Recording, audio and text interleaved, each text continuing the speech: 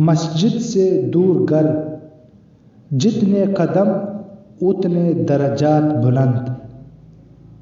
حضرت جابر رضی اللہ عنہ فرماتے ہیں کہ ہمارے گھر مسجد سے دور تھے، ہم نے اپنے گھروں کو بیچنا چاہا تاکہ ہم مسجد کے قریب ہو جائے، لیکن رسول اللہ صلی اللہ علیہ وسلم نے ہمیں منع فرمایا اور ارشاد فرمایا تم اپنے گھر مت بیچو، اس لیے کہ تمہارے لیے نماز کی طرف اٹھنے والے ہر قدم کے بدلے ایک درجہ ہے۔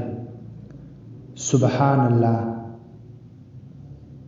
بحوالہ صحیح مسلم، حدیث نمبر 1550۔